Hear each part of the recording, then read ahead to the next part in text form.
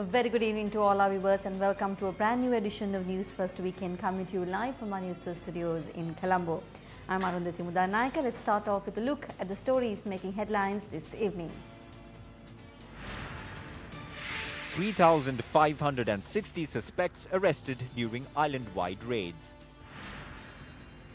Inmates at the Angunukola Palace prison stage a protest.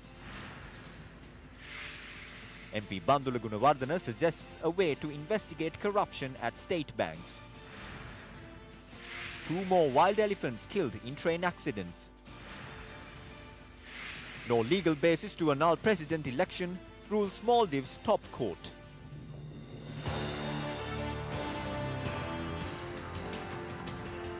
And now the stories in detail. Ramon Prisoners at the Angunukola Palace prison have commenced a protest atop a tower in the prison premises against the search operations carried out by the police special task force. Our correspondent said around 100 prisoners out of the 1,000 prisoners in the Angunukola Palace prison have joined the protest. They have no way of bringing in their cannabis and weapons, so what we suggest is that the STF should be here. They are protesting because they can't smuggle anymore. We want the STF to remain here. STF safeguards the village. The prisons department sought the assistance of the police special task force after it was revealed that certain prisoners engaged in illegal activities in the prison. Following the request made by the prisons department, STF officers were deployed to the prison premises on the 17th of this month. Police Special Task Force said it was agreed to provide security to the prison premises and not to carry out internal inspections of the prison. Secretary to the Ministry of Rehabilitation and Prison Reforms WMMR Adhikari said STF will be assigned at the Walikada Magazine prison and the Walikada remand custody as well. The secretary added that the prison's special intelligence unit has also been established. When inquired, a top official of the STF said assistance will be provided when the required infrastructure facilities are established.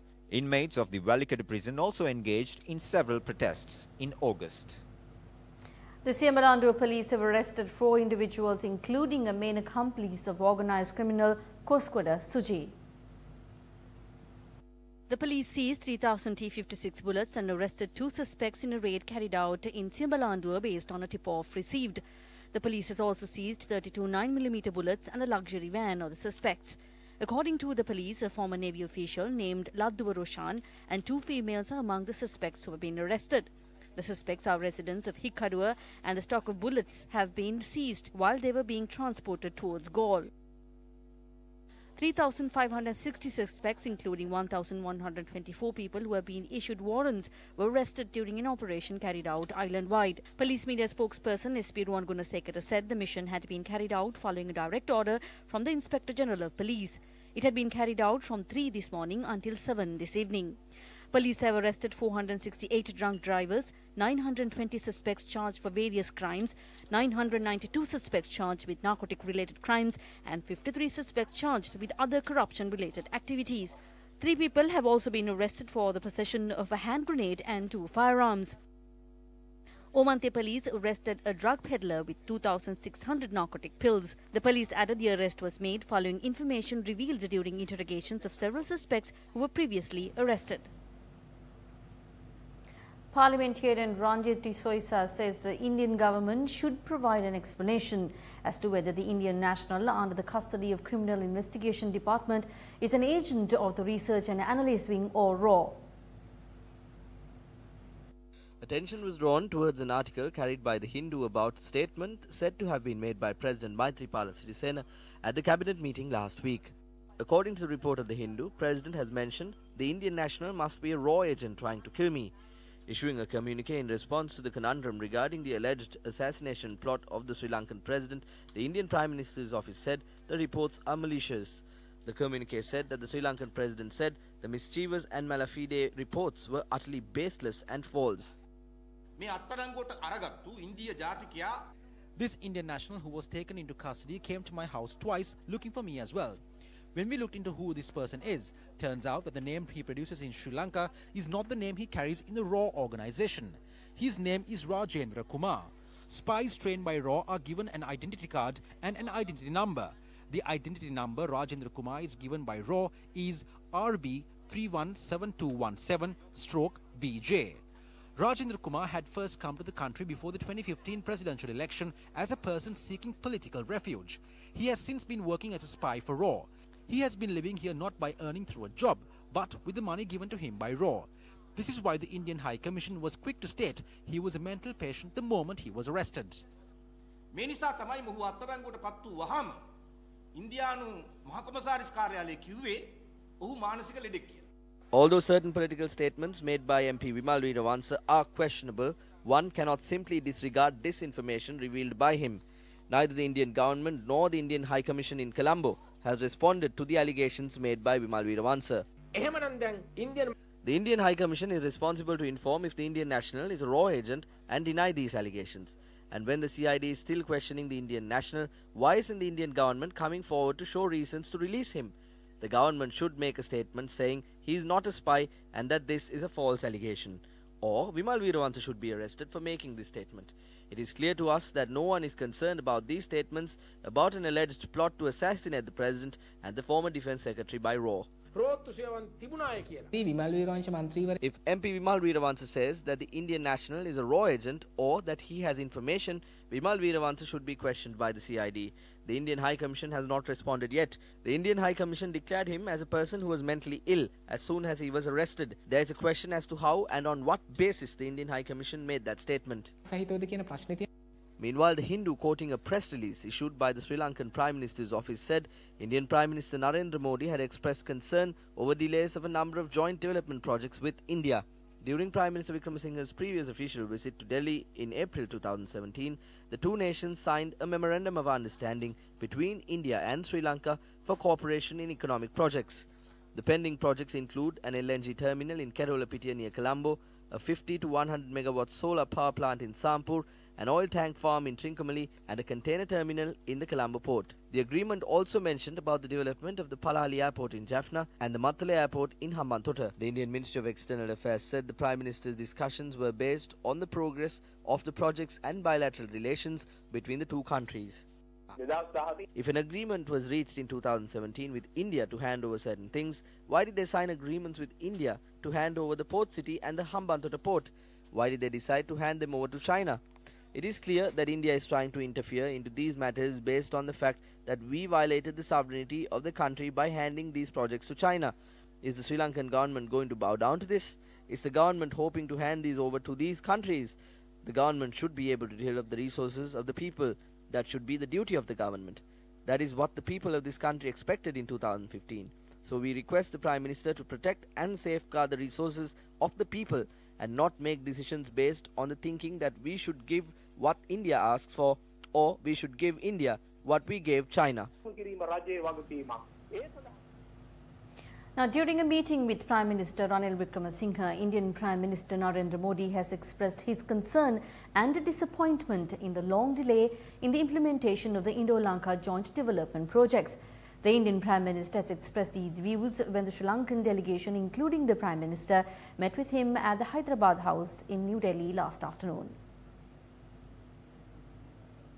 A release issued by the Prime Minister's office states that during the meeting, the Indian Premier has informed his Sri Lankan counterpart that he is saddened by the poor response extended by the Sri Lankan government over the many development projects carried out by India in Sri Lanka, in a backdrop where he has spent most of his diplomatic efforts and time over Sri Lanka.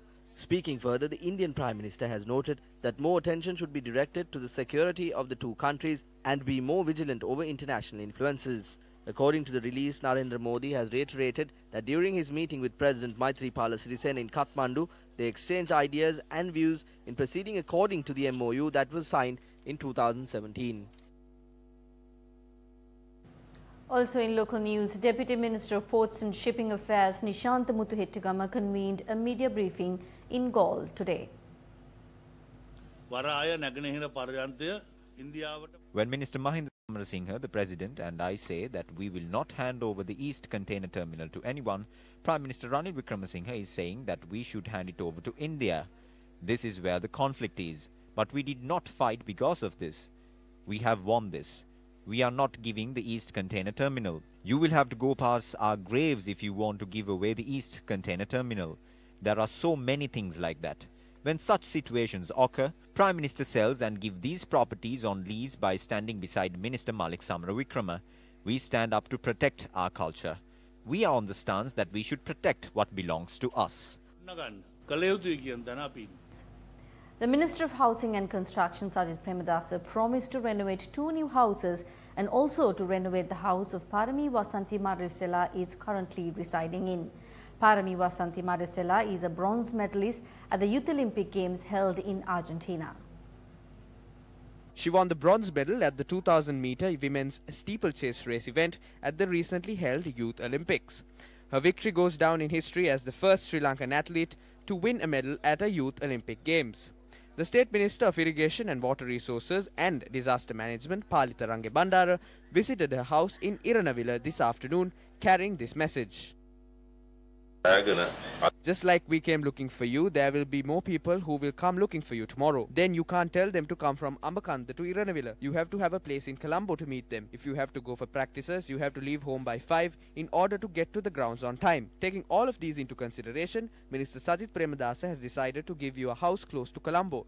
This is not a bribe. We congratulate you. Let's start work as soon as possible. Meanwhile, Sajid Premadasa also congratulated her over the phone.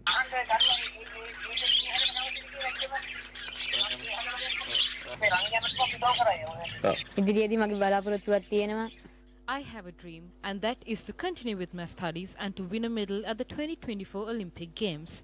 I believe that this house in Colombo will help me achieve my dreams because I have practices at the Sugatadasa Stadium, and sometimes I have to stay back on those days. I believe it will help me a lot. I'm really happy. I'm really happy. Renovating the house was a great burden to us. Minister Sajid Premadasa promised to do all of that for us. To make our daughter's sports career much easier, he promised to give us a house in Colombo. It is a great help for our daughter's future. I'm really happy. This is like a dream come true for us. We are very grateful to Minister Sajid Premadasa for his assistance. The brother of Australian cricketer Osman Kavaja has reportedly been questioned by police as part of an counter-terrorism investigation probing a hit list found in a university notebook. Daily Telegraph reports that Arsalan has also worked at the same university. Officers raided the home where Osman Kavaja lives with his parents in Westmead, Sydney's west last week as police continued their search for the person responsible for writing the list. According to Daily Telegraph, Arsalan has not been arrested or charged. The raid came as charges against the notebook's owner, Qamar Nizamdeen, were dropped on Friday with police admitting he likely did not write the threats. The 25-year-old spent 4 weeks in Goulburn's Supermax prison and is planning to take legal action against police. The notebook had allegedly been discovered in a drawer in Nizamdeen's desk at the University of New South Wales where he worked. Arsalan is the older brother of prominent Australian sportsperson Osman Kavaja, who lives in Brisbane. Foreign media reports that Osman Kavaja is not connected in any way to the counter-terror investigation. The government has permitted the private sector to maintain inland clearance depot for cargo classified as less than container loads or LCL. Issuing a communique, the Ministry of Finance said Subject Minister Mangala Samarveera has signed the gazette including the regulations. Accordingly, the Inland Clearance Depot handles the import, export and transshipment or LCL cargo with effect from the 1st of October. The Sri Lanka Customs can obtain approval from the Minister of Finance to establish inland clearance depots to facilitate increasing international trade flow and to reduce the congestion in the port. An annual license fee of ₹500,000 will be charged. Permission has also been granted to impose LCL on capital imports of capital goods to manufacture medicinal drugs, dairy industry and the disposal of garbage. The release notes that taxes will not be imposed on the capital goods. The Economic Research Unit of the Joint Opposition convened a media briefing today in Colombo. Bank of Ceylon and People's Bank are owned 100% by the government. It is reported in the recent past that those who are close to the UNP, who are in the director boards of these banks, have cut off their friends' debt as bad debt and also issued loans that can be considered unusual loans. President Maithripala Sirisena has instructed the subject minister to dissolve the board of directors of both these banks and appoint new members, but it hasn't been done. Several importers claim to us that imports have been hindered as banks in Australia are preparing to refuse letters of credit issued by our banks. Lakshman Kiriyalla is the subject minister. දැන් ලක්ෂ්මන් කිරියල් අමාත්‍යතුමා තමයි විශේෂ භාර අමාත්‍යතුමා. එතුමාට අසරණ වෙලා ඉන්නවද දන්නේ නැහැ. එතුමා කියනවා ඇති මට නුඹ විතරක් වුණාට නුඹට ඉන්නේ මා විතරද කියලා. Lakshman Minister Kiriyalla only has the president, but the president has enough of ministers to hand over the subject. We asked the president to appoint a presidential commission over the Bank of Ceylon, the People's Bank and the BOI similar to the Bond Commission. There is a serious liquidity issue in the market and the central bank is showing this. Without any other alternative, how much is the central bank trying to earn through panda bonds from China and samurai bonds from Japan? $500 million US. This is happening for the first time in the country. දැන් මෙහෙම වෙන්නේ අපේ රටේ ඉතිහාසයේ පළවෙනි වතාවට. The Janata Vimukti Peramuna convened a media briefing at the party headquarters today. We have scheduled the protest on the 23rd to voice our objection against this government who are oppressing the people with enormous amounts of taxes and high cost of goods. They have more issues than the general public. Former President Mahinda Rajapaksa is thinking of how to bring Namal to the next position. The group of 16 are planning to join Mahinda Rajapaksa and Maithripala Sirisena together and form a new government. There was a belief if a UNP government comes into power, the economy would rise. But they have proven their incompetence as they cannot even control the depreciation of the rupee. They say that we should encourage re-exportation in order to create an economy driven by manufacturing. Re-exportation is bringing goods from foreign countries and exporting it from our country. That means we do not manufacture it in our own country. The UNP is still stuck on the colonial neoliberal economic policy. The 143rd model village vested with the residents of Kakidihena area in Mahaoya, Ampara under the patronage of Minister of Housing and Construction and Deputy Leader of the United National Party, Sajith Premadasa.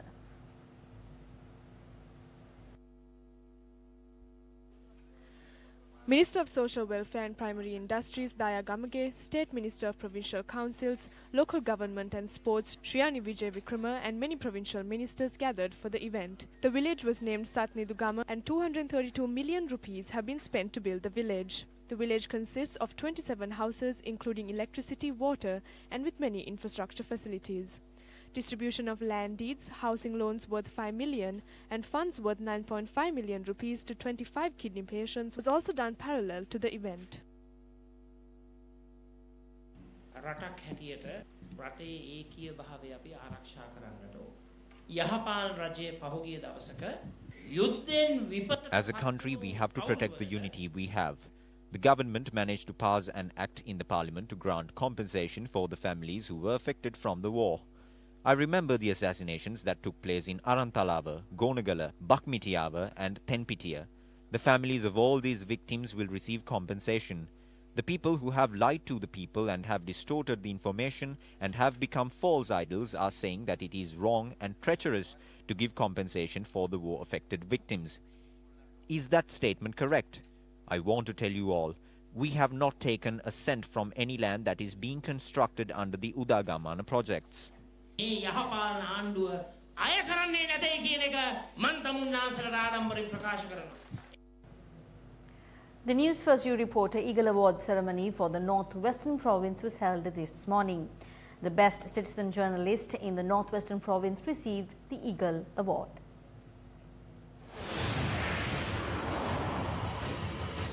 Newsfirst, you report Eagle Awards 2017. The award ceremony was held today at the YMBA Hall in Kurunegala. Newsfirst officials also attended the event.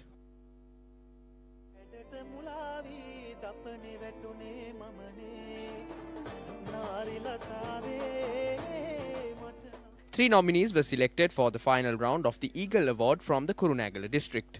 They are namely Nimesh Tennakon, J. M. Tilakaratna and Aruna Priyashantha. Aruna Priyashantha won the Eagle Award from Kurunegala district.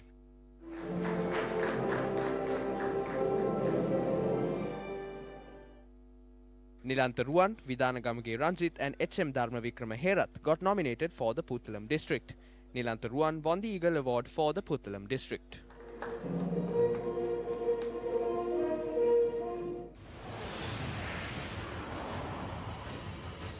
Newsfirst, you report. Eagle Awards 2017.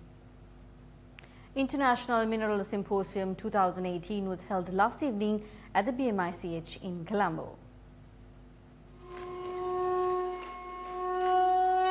The event was jointly organized by the Ministry of Mahaveli Development and Environment and the Geological Survey and Mines Bureau. The event saw the participation of the Chairman of the Geological Survey and Mines Bureau, Asela Idavela, its Director General, Dr. CHER Sirivardhana, Minister Secretary Anuruddha Disanayaka, and several local and foreign dignitaries. The chief guest for the event was Deputy Minister of Mahaveli Development and Environment, Ajit Mana Peruma.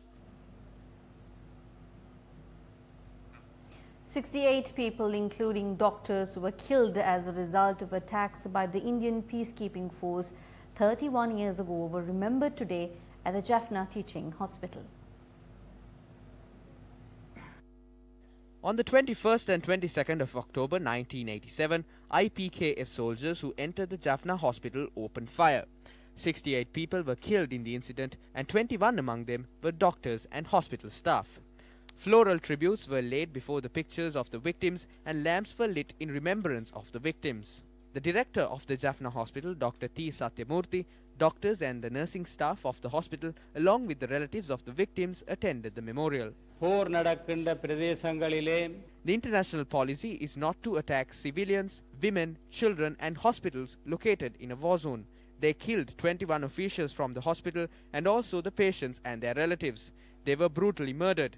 They were murdered when the staff was on duty. This was not done in 1 hour but on 2 separate days. Most of them were killed in their uniforms and they were burnt inside. The funeral rites couldn't be carried out. The people responsible should be punished. Taking a look at another one of our headline-making stories, 2 incidents were reported on wild elephants colliding with trains last night and this morning. 2 elephants were killed and 1 female elephant was injured as a result of the accidents. One accident occurred between the Ambanpula and the Galgamu railway stations when the elephant was hit by a train that was travelling to Kankasanture. According to the railway control room, 2 female elephants collided with the train when they were trying to enter the village from the Hattaata Dewlateka Forest Reserve. One of the elephants had succumbed to its injuries last night. The accident had occurred around 11:45 last night. This is how the wildlife officers chased the elephants when they were trying to enter the village across the railway line. And this is how an elephant crossed the railway line from the same place this morning. The injured female elephant was treated today by the wildlife officers. There are injuries to the bones as well as the legs. The condition is critical and we are trying our best. These days the elephants cross a lot. The train driver used the horn to try to protect the animals but nothing could be done. We are extremely sad. The government should provide a lasting solution. After 96, this issue has worsened. Another wild elephant was killed after a train carrying fuel from Colombo to Batikolo hit a herd of wild elephants. The accident had taken place near the 32-kilometer post in the Talpatkanda area in Habarana. This accident had taken place when they were travelling from the Hurulu Reserve to the Galloya Reserve. The 2 accidents had taken place 660 kilometers apart from each other. One accident had taken place along the Batikolo Elephant Pass railway line and the other has taken place on the Madavachya Talemana line. We can't see anything in the dark. Even if we hit the brakes, the train moves further. If a tower is built, railway workers can be deployed to inform the oncoming trains by using a lamp so we can stop till the elephants cross.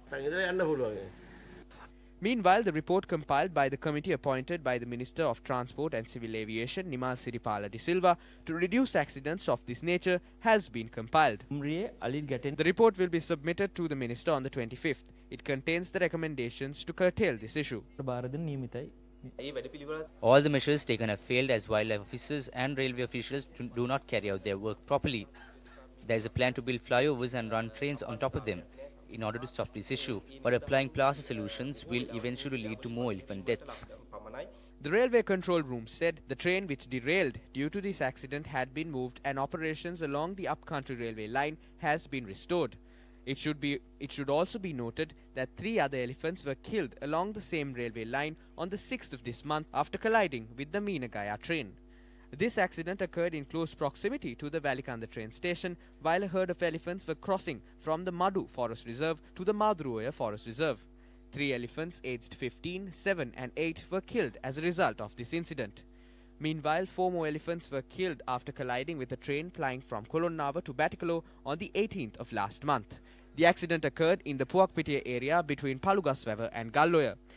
During the past 2 months, around 10 elephants have been killed following collisions with trains. During the same time period, 201 elephants had been killed due to other reasons as well.